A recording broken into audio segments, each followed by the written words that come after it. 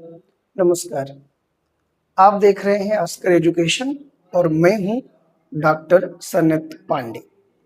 अपने बच्चों के लिए एक छोटा सा टॉपिक आज सिर्फ 5 मिनट में हम डिस्कस करेंगे। उस टॉपिक को हमने लिया है ओजोनोलिसिस।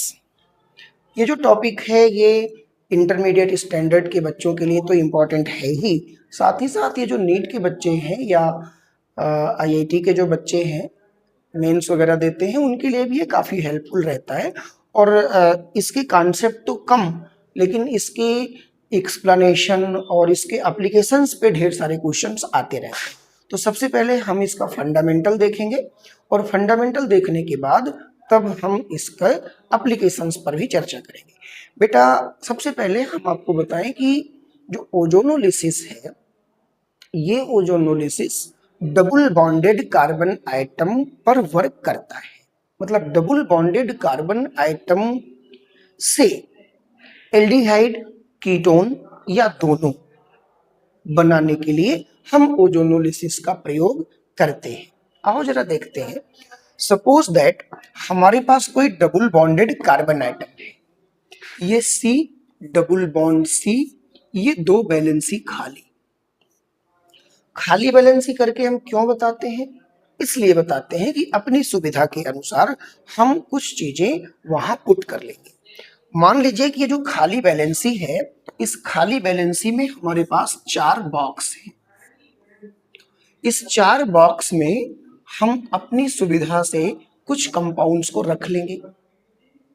अब हमको करना क्या है, इसको O3 से जोड़ देना है। O3 से जोड़ देना है, यानी ओजोन से। बेटा, ओजोन एक ऐसा कंपाउंड है जो पाई बांड को तो ब्रेक करता ही करता है, साथ ही साथ वो सिग्मा बांड को भी ब्रेक करता है। मैं आपको बताऊं, ये पूरा का पूरा पोर्शन आपका ये टूट जाता है। यहां से ये C और C, ये दोनों कार्बन आपके अलग हो जाते हैं। ये दो बांड जो फ्री बैलेंसी करके मैंने बताया था, ये एज इट इज पड़े रहते हैं। जो बॉक्स आपका था, ये बॉक्स एज इट इज बना रहता है।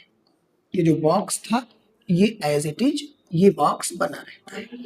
अब रही बात कि जो आपने O3 का प्रयोग किया था, ये O3 एक ऑक्सीजन यहाँ, एक ऑक्सीजन यहाँ और एक ऑक्सीजन दोनों से, मतलब 3 ऑक्सीजन में से एक ऑक्सीजन पहले कार्बन से, दूसरा ऑक्सीजन दूसरे कार्बन से, और जो तीसरा ऑक्सीजन है वो दोनों कार्बन से जुड़ जाता है। इसके बाद हमको क्या करना होता है, हम देते हैं जिंक डस्ट। यहाँ हम जिंक डस्ट का प्रयोग करते हैं। थोड़ा सा एसिडिक मीडियम ले सकते हैं या वाटर मॉलिक्यूल हम ले सकते हैं। देखो बच्चों, होता क्या है, जब हम इसको लेते हैं तो यहां से इतना पोर्शन ये पार्शियली ब्रेक हो जाता है, मतलब ये बांड टूट करके यहां आ जाता है।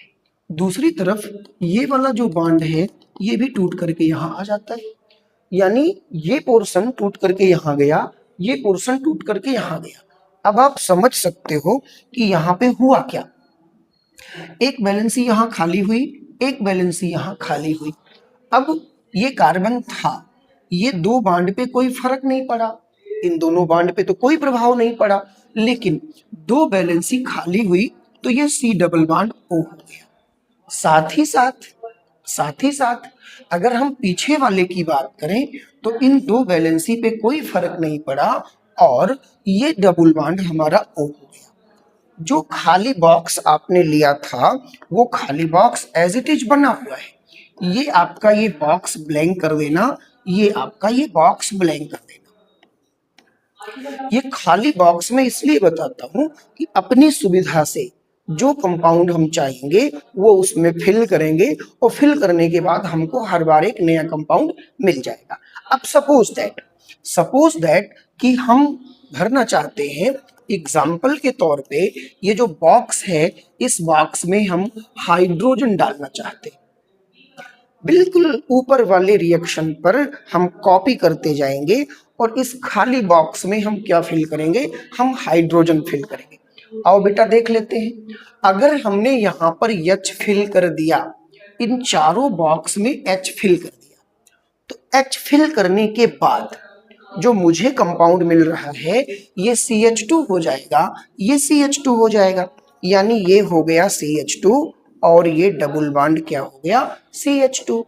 सिमिलरली वही दोनों बॉक्स जब हमने O3 लगा दिया, अब O3 लगाने के बाद यहां भी वही दोनों आ जाएंगे, यहां भी वही दोनों आ जाएंगे, यानी ये H हो गया, ये H हो गया, ये H हो गया और H हो गया। अब हम उसी कंपाउंड को अगर इस पैटर्न पे लिखना चाहें तो इधर का पोर्शन तो मेरे पास CH2 हो गया, पीछे वाला पोर्शन भी मेरे पास CH2 हो गया। मैंने आप लोगों से कहा था कि एक ऑक्सीजन यहां कर लो, एक यहां कर लो, एक दोनों से कर लो। बातें वही है, जो यहाँ 2H अलग अलग किया गया उसी को यहाँ पे इकट्ठा लिख दिया गया, सिर्फ इतनी बात है। अब इसके बाद हम क्या करेंगे, हम जिंक डस्ट लगा देंगे। अब जिंक डस्ट जब हम लगाएंगे तो ये कंपाउंड ब्रेक हो जाएगा। जैसे ये वाला इतना कट के बाहर निकला तो यहाँ से ये भी इतना पोर्शन कट के बाहर आ जाएगा, यहाँ से इतना पोर्शन कट के बाहर आ जाएगा। सिर्फ आपने उस बॉक्स में HH लिया था तो यहाँ भी HH आ गया और ये भी आपका HH आ गया। जरा सोचिए तो वास्तव में हुआ क्या, वास्तव में हमको क्या मिल गया, C डबल बॉन्ड तो O था ही। अब जिस बॉक्स में मैंने H लिया था वही दोनों मेरा H2 हुआ था, अब ये हमारा क्या हो गया HC और H, जिसको हम क्या बोलते हैं फॉर्मल्डिहाइड। फॉर्मल्डिहाइड तो हम ये बोलते हैं फॉर्मल्डिहाइड। ठीक इसी प्रकार पीछे वाले बॉक्स में भी अगर हम चलें तो O डबल बॉन्ड C हो गया और ये हमारा H हो गया, ये भी H हो गया, ये बात हो गई हमारी फॉर्मल्डिहाइड। तो बेटा हम क्या कर सकते हैं, जो हमारे पास बॉक्स बन रहा है, जैसे ये C डबल बॉन्ड C है और यहाँ पे 4 बॉक्स है, तो इस बॉक्स में हम अपनी सुविधा के अनुसार इस चारों बॉक्स में हम अपनी सुविधा के अनुसार हम क्या करेंगे, एक बॉक्स में हम हाइड्रोजन भर देंगे, 3 बॉक्स में हम CH3 भर देंगे, एक कंपाउंड हमको मिल जाएगा, यानी एक रिएक्शन हमको मिल जाएगा। अगला क्या है, अगर हम चाहें तो 2 बॉक्स में हम हाइड्रोजन भर देंगे और 2 बॉक्स में हम CH3 भर देंगे, हमको एक नया रिएक्शन मिल जाएगा। ठीक इसी तरह से अगर हम चाहें तो 3 बॉक्स में H भर देंगे और एक बॉक्स में CH3 भर देंगे, हमको एक नया और रिएक्शन मिल जाएगा। फाइनली अगर हम चाहें तो चारों बॉक्स में 4 के 4 बॉक्स में हम CH3 ले लें और एक नया कंपाउंड बना सकते हैं। तो ये हमारे दर्शकों के लिए, हमारे बच्चों के लिए ये होमवर्क भी हो जाएगा कि जिस पैटर्न पर हमने आपको ये रिएक्शन करता हुआ बताया है, उसी पैटर्न का एक रिएक्शन मैंने करके आपको दिखा दिया है।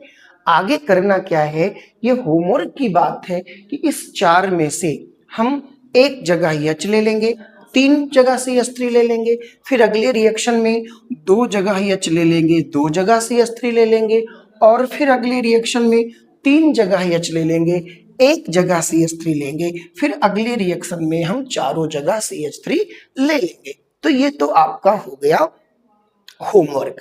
एक लास्ट जो थोड़ा कॉम्पिटिटिव हो जाता है, जो कंपटीशन की बात आ जाती है, उसको जरा देख लीजिए। बेटा ये आया हुआ एग्जाम्पल है, हमारे पास बेंजीन होता है, डबल बॉन्ड। अब आप खुद सोचिए, जब एक डबल बॉन्ड था तो एक O3 लगा, अब जब 3 डबल बॉन्ड है तो 3 O3 लगेगा।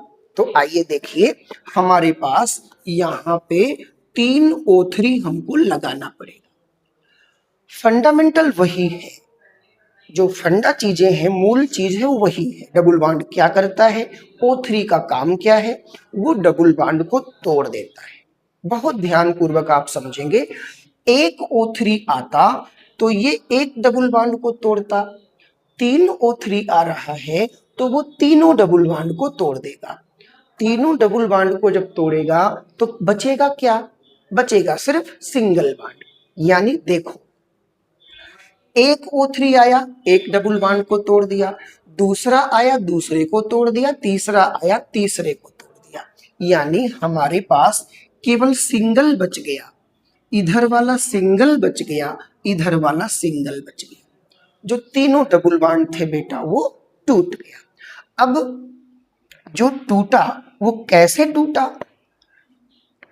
एक ऑक्सीजन इसको मिला, एक ऑक्सीजन इसको मिला और एक दोनों को मिला। हुआ था यही पिछले रिएक्शन में। अगर ना याद हो तो आप इसको देखिए कि पिछले रिएक्शन में किया यही गया था। O3 लाया जाता है, एक कार्बन से एक ऑक्सीजन, दूसरे कार्बन से दूसरा ऑक्सीजन, एक बचता है वो दोनों से जुड़ जाता है। तो आइए देखते हैं, ये कंपटीशन है, ये नीट में आया होगा, क्वेश्चंस है, नीट के PYQs में आपको मिल जाएगा। ऐसे ही जब ये वाला बॉन्ड टूटा था, जब ये वाला बॉन्ड टूटा तो एक ऑक्सीजन यहां गया, एक ऑक्सीजन यहां गया, एक दोनों से चला गया। सिमिलरली जब अगला वाला पाई बॉन्ड टूटा तो एक ऑक्सीजन इसको मिल गया, एक ऑक्सीजन इसको मिल गया, एक ऑक्सीजन दोनों को मिल गया। बात समझ में आ रही होगी। एक O3 लाते तो एक डबल बॉन्ड ब्रेक होता, 3 O3 का रिएक्शन कराया तो 3 ब्रेक हो गया। अब बात आती है कि हम करेंगे क्या? हम जो है हम इसको जिंक डस्ट का यूज करेंगे, जिंक डस्ट का यूज करेंगे। ये हमारा O है। अब बेटा इस पर हम जिंक लगाना चाहते हैं, जिंक लगा देंगे आपके एसिडिक मीडियम में। बहुत ध्यान पूर्वक सुनना, बहुत इत्मीनान से सुनना, यहां हो क्या रहा है। वास्तव में बेटा यहां पर